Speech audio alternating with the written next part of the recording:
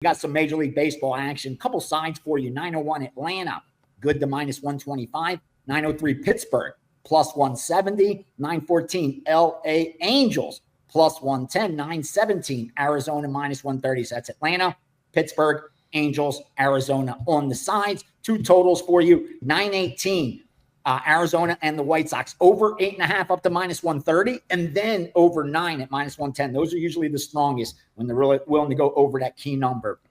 So keep an eye there, over 8.5 and over 9 Arizona White Sox. And then Seattle, Minnesota, they went over 8 up to -130, Seattle, Minnesota. So those are some of the early plays on baseball, as I explained last week. Always keep your eye on them. I don't piggyback everything blindly. I only release those to subscribers that I feel still have EV, are legit plays that I actually had opinions on as well. Everything else, I just move for these guys. There's a lot of maneuvering going on throughout the day, which is why I say make sure you never piggyback anything or anybody blindly. Make sure you agree with it or have an opinion of your own as well. But again, hope you guys have a great week. Do some damage. Don't forget the tennis play is up already.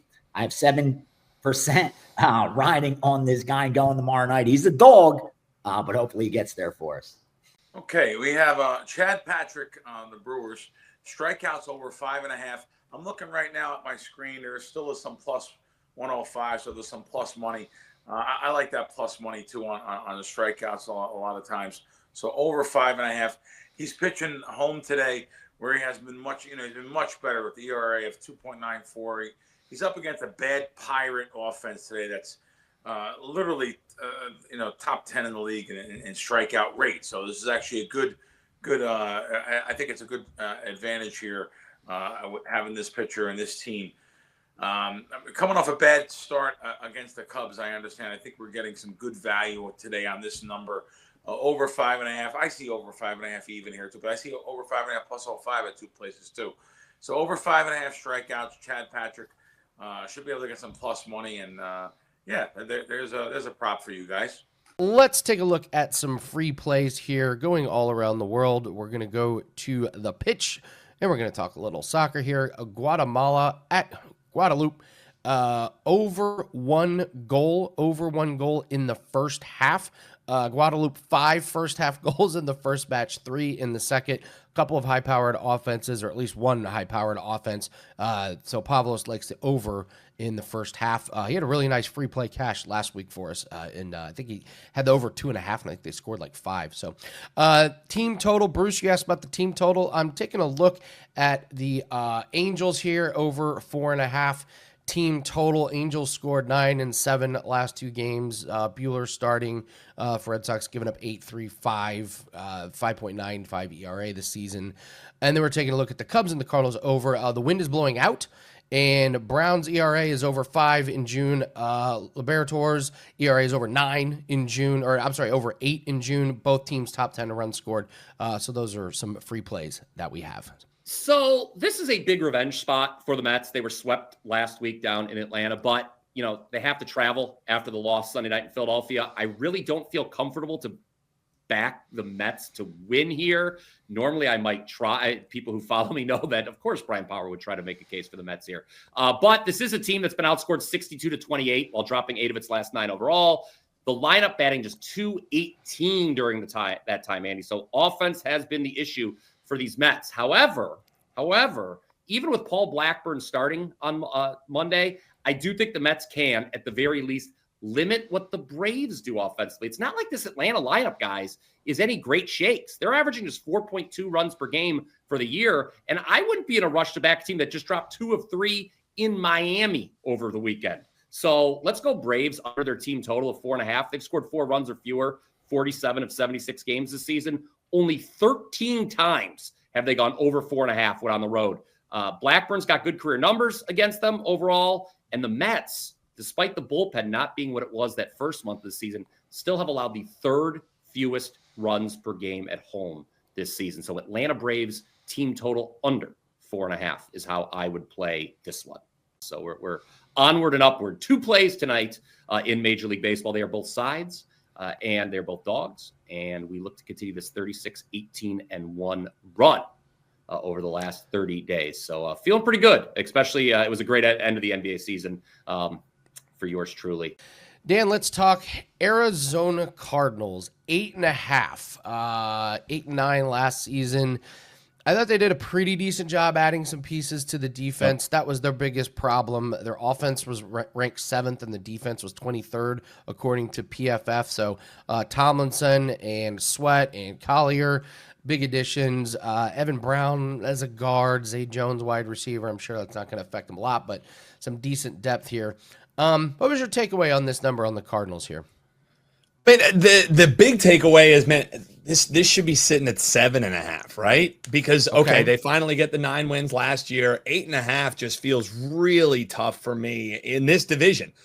Simply because heading into this division, it's all question marks, right? Like, what do we get out of the 49ers? Do they seem more like the Super Bowl contender, or are they more like the team that couldn't get out of their way, last year? I'm kind of on the leaning of the latter, as I'm not a big Brock Purdy guy. They give him the keys to the castle. So I think how Arizona performs versus this number, Andy, I don't think there's a team that's more correlated, or for this whole division, what happens in division. What teams do you see in division? Because I'm with you. Like, I'm glad for them that they overhaul the front seven. I think Josh Sweat is one of the most underrated pass rushers. Me as an Eagles fan know him well. So overhauling that front seven can only be a boost for this team. But the only thing that matters when you're talking about the Arizona Cardinals, outside of what happens in division, outside of what happens with their front seven, Kyler Murray. The Kyler Murray experience is one of the most frustrating in all of football. If you're a fantasy football player, you spend a high draft pick on him, and he's burning you year after year, simply because last year, Andy, he clearly wasn't right. That knee injury was still hindering Kyler Murray. So I need a crystal ball to know, how does the Arizona Cardinals perform, because I need to know which Kyler Murray do we get. And also with this offense, you see flashes in the receiving core, but not really any consistency to speak of. And James Conner has been a revelation, back-to-back seasons over 1,000 yards. But when does he fall off a cliff? Like you feel like that has to be coming, right? So 8.5, you can't get me betting the over on this. Do I feel confidently taking money and betting the under? No, but I feel like this number should be sitting at 7.5. And clearly some people like the Arizona Cardinals coming into this year. I just don't know enough about Kyler Murray's health. I don't know enough about what's going to happen in division to say Arizona Cardinals season win total, that's one that I want to add to my betting card. What do you think? Do you have a stronger take on this one? It's a full lean to the under, a pretty heavy lean to the under, because I think they're going to be right around 8 wins, 8-9 wins. But do you have a stronger take on this team? Because this is a team that I feel like I need a crystal ball on to handicap. This would maybe be a season win total that I would be looking to attack in season. After you see Kyler Murray in week 1 and week 2, how does he feel? How does James Conner look? How does this new front seven look? I do like their bye sitting there right around the middle of the season. That's always a positive, I think, when you get to hit the reset button. But after that bye, schedule doesn't get no easier for this team. So I don't have a huge strong take. Do you have a stronger vibe on this one? Yeah, they got a nice schedule to start the season. Saints, Panthers the first couple weeks, then 49ers, Seahawks, then Titans, Colts. I don't think my Colts are going to be very good, and then Packers. So it's a pretty decent schedule to get started, but you're right. It gets tougher after the bye week. They go Cowboys, Seahawks, 49ers, Jags, who knows? Bucks should be good. Rams, who knows? Texans, who knows? Falcons should be better. We don't know. Now, the brutal one is at Cincinnati in December. if Cincinnati's playing for something, the Arizona Cardinals and Kyler Murray, that's a tough one. And then Rams at home. So I think you touched on my takeaway. I don't think this division's very good. I don't see it from Seattle. I don't see it from San Francisco. That defense is a shell of what it was. And the Rams, listen, McVay always seems to put it together, but I'm gonna lean to the over. There's always these teams that kind of surprise. You could tell me that they're gonna finish 4th in division, or that they may win. If this defense is even just a little bit better, you got Marvin Harrison Jr. Can he become a thing?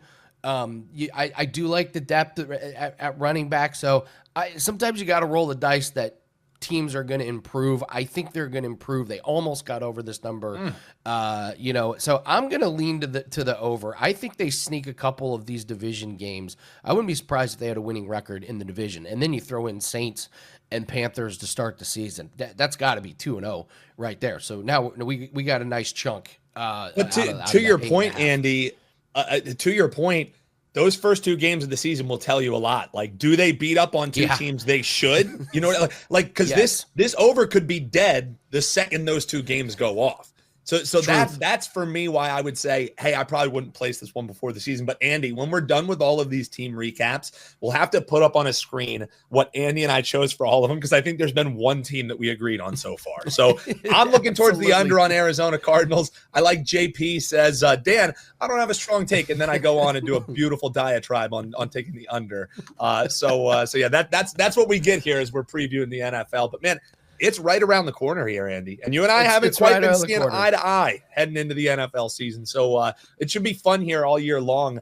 You and I doing some NFL takes, as the season goes on. But under for me, over for Andy. Break the tie in the comments below. And while you're down there, make sure you like and subscribe.